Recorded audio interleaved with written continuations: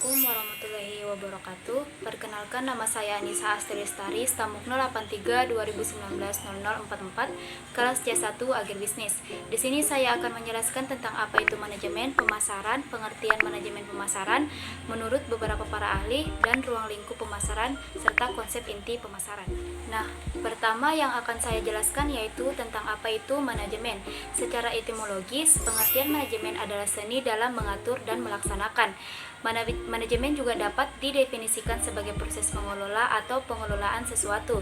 Jadi, secara umum, manajemen adalah proses mengatur atau mengelola sesuatu yang dilakukan oleh individu atau sekelompok orang. Nah, proses manajemen ini termasuk menyusun rencana, pengorganisasian, pelaksanaan, serta pengendalian atau pengawasan. Nah, selanjutnya saya akan menjelaskan tentang apa itu pemasaran. Secara umum, pengertian pemasaran adalah suatu proses menyeluruh, terpadu, dan terencana yang dilakukan oleh sebuah organisasi atau institusi dalam melakukan usaha agar mampu mengakomodir permintaan pasar dengan cara menciptakan produk bernilai jual, menentukan harga, mengkomunikasikan, menyampaikan, dan saling bertukar tawaran yang bernilai bagi konsumen, klien, mitra, dan masyarakat umum. Secara sederhana, definisi pemasaran lebih diidentikan dengan proses pengenalan produk atau layanan kepada konsumen yang potensial. Aspek-aspek untuk pemasaran ini meliputi periklanan, public relation, promosi, distribusi, penjualan, dan pelayanan konsumen. Berikutnya yaitu beberapa pengertian tentang manajemen pemasaran menurut para ahli. Yang pertama yaitu Philip Kotler atau Armstrong. Menurut Philip Kotler dan Armstrong menyatakan bahwa manajemen pemasaran adalah analisis, perencanaan, pelaksanaan, dan pengendalian atas program yang dirancang untuk menciptakan, membangun, dan mempertahankan pertukaran yang menguntungkan dengan pembeli sasaran dengan maksud untuk mencapai sasaran organisasi. Yang kedua yaitu Bukhari Alma. Menurut Bukhari Alma menyatakan bahwa manajemen pemasaran adalah merencanakan, pengarahan, dan pengawasan seluruh kegiatan pemasaran perusahaan ataupun bagian di pemasaran. Selanjutnya yaitu yang ketiga John W. Mullins.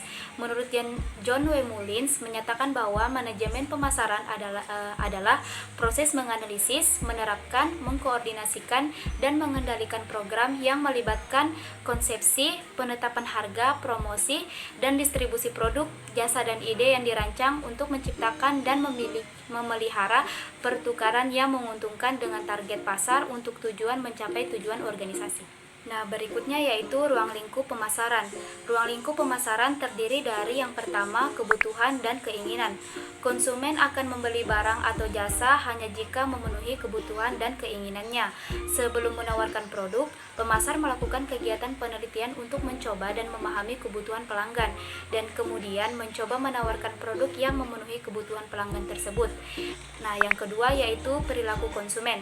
Dalam hal ini, pemasar mempelajari dan menganalisis bagaimana konsumen merespon suatu produk atau layanan tertentu. Setiap konsumen berbeda dan unik. Oleh karena itu, konsumen harus dipelajari dalam suatu kelompok maupun secara individu untuk memahami perilaku mereka dan memuaskan mereka. Yang ketiga yaitu perencanaan dan pengembangan produk. Tidak ada pemasaran tanpa produk. Oleh karena itu, perencanaan dan pengembangan produk merupakan bagian integral dari fungsi pemasaran. Perencanaan dan pengembangan produk meliputi pembuatan ide, pengembangan konsep, pengembangan produk, branding, pengemasan, dan konsep komersialisasi produk. Departemen pemasaran memainkan peran penting dalam kegiatan ini bersama dengan tim penelitian dan pengembangan. Keempat yaitu kebijakan harga. Karena pemasaran adalah proses pertukaran, maka uang ditukar dengan produk. Aspek pemasaran ini berada di bawah fungsi strategi penetapan harga. Setiap produk perlu dihargai secara strategis agar dapat bertahan di pasar dan memuaskan konsumen. Ada berbagai kebijakan penetapan harga. Setiap kebijakan tergantung pada berbagai faktor seperti biaya produksi, persaingan, siklus hidup produk, dan lain-lain. Dan yang kelima yaitu distribusi. Studi saluran distribusi penting dalam pemasaran. Adalah penting bagi seorang pemasar untuk menjangkau pelanggan maksimum dengan biaya minimum. Lalu yang keenam yaitu promosi. Promosi mencakup penjualan pribadi, promosi penjualan, dunia iklan mulut, dan lain-lain. Untuk mencapai tujuan pemasaran perlu merancang bauran promosi yang tepat. Proses mendesain dan mengimplementasikan bauran pemasaran untuk semua dalam lingkup pemasaran. Dan yang ketujuh yaitu kepuasan konsumen. Kepuasan konsumen adalah tujuan untuk pemasaran seorang konsumen merasa puas ketika kebutuhannya terpenuhi. Kepuasan konsumen memastikan bahwa bisnis bergerak ke arah yang benar. Berikutnya yaitu konsep inti dalam pemasaran. Ada 7 konsep inti dalam pemasaran, yaitu yang pertama kebutuhan, keinginan, dan permintaan. Yang kedua yaitu produk, yang ketiga nilai biaya dan kepuasan, yang keempat pertukaran dan transaksi, dan kelima hubungan dan jaringan, keenam pasar, ketujuh pemasar dan calon pembeli. Kebutuhan, keinginan, dan permintaan. Dasar pemikiran pemasaran berawal dari kebutuhan atau need, keinginan, wants, dan permintaan atau demand, dan harapan manusia serta bagaimana memenuhinya. Adalah penting untuk membedakan kebutuhan, keinginan, dan permintaan manusia secara umum. Kebutuhan manusia atau need. Kebutuhan manusia adalah ketidakberadaan beberapa pemuas dasar. Contohnya, manusia membutuhkan makanan, pakaian, tempat berlindung, keamanan, hak milik, dan harga diri. Kebutuhan ini tidak diciptakan oleh masyarakat atau pemasar. Mereka merupakan hakikat biologis dan kondisi manusia. Selanjutnya yaitu keinginan manusia atau want. Keinginan adalah hasrat akan pemuas kebutuhan yang spesifik. Contohnya itu orang daerah perkotaan membutuhkan makanan dan menginginkan hamburger, kentang goreng, dan minuman berkarbonisasi, sedangkan dalam masyarakat lain kebutuhan ini mungkin dipenuhi dengan cara yang berbeda. Seperti seseorang yang sedang lapar di daerah pedesaan bisa saja menginginkan nasi, sayuran, atau buah-buahan. Nah, secara umum kebutuhan manusia hanya sedikit, tetapi keinginan manusia bisa jadi banyak. Keinginan manusia terus dibentuk dan diperbaharui sejalan dengan peradaban dan perkembangan zaman. Selanjutnya yaitu permintaan atau demand. Permintaan adalah keinginan akan produk yang spesifik yang didukung oleh kemampuan dan kesediaan untuk membeli produk tersebut. Keinginan bisa menjadi permintaan jika didukung oleh daya beli atau kemampuan untuk memiliki produk tersebut. Sebagai contohnya yaitu banyak orang yang menginginkan rumah mewah, mobil mewah, barang berharga seperti emas dan permata, tetapi hanya sedikit yang mampu dan bersedia untuk membeli. Karena itu perusahaan harus melakukan pengukuran secara menyeluruh, bukan saja mengukur berapa banyak orang yang menginginkan sebuah produk. Yang kedua yaitu produk. Manusia untuk memuaskan kebutuhan dan keinginannya memenuhinya dengan menggunakan produk yang sesuai.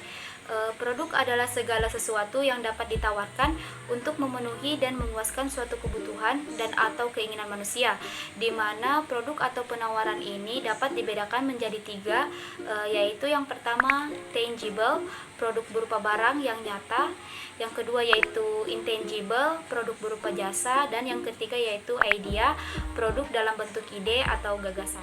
Ketiga yaitu nilai, biaya, dan kepuasan.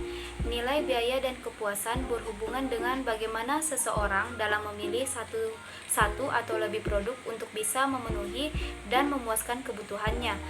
Sebagai contoh, ketika seseorang hendak bepergian ke suatu tempat, maka ia memiliki beberapa alternatif untuk memenuhi kebutuhan tersebut.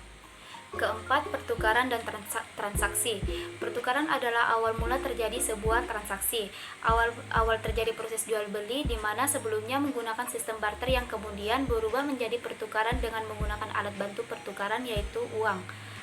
Pemasaran dan penjualan muncul saat orang memutuskan untuk mengadakan pertukaran dan transaksi untuk memenuhi dan memuaskan kebutuhannya. Kelima, hubungan dan jaringan.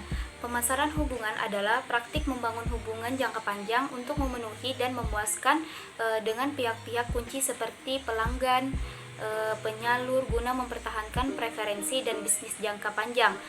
Seorang pemasar yang pintar akan berusaha membangun hubungan jangka panjang yang saling menguntungkan, yang dilandasi kepercayaan dengan cara pelanggan, penyalur, dealer, dan pemasok. Keenam yaitu pasar.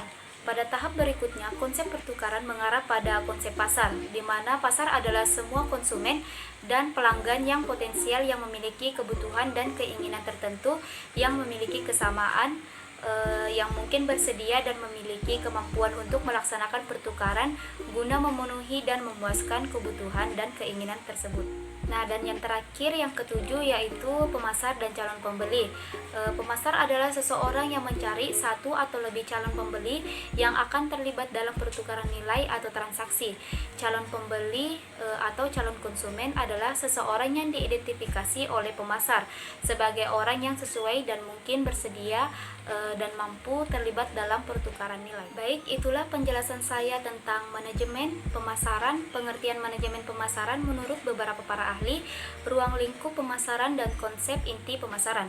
Terima kasih telah menonton video ini. Wassalamualaikum warahmatullahi wabarakatuh.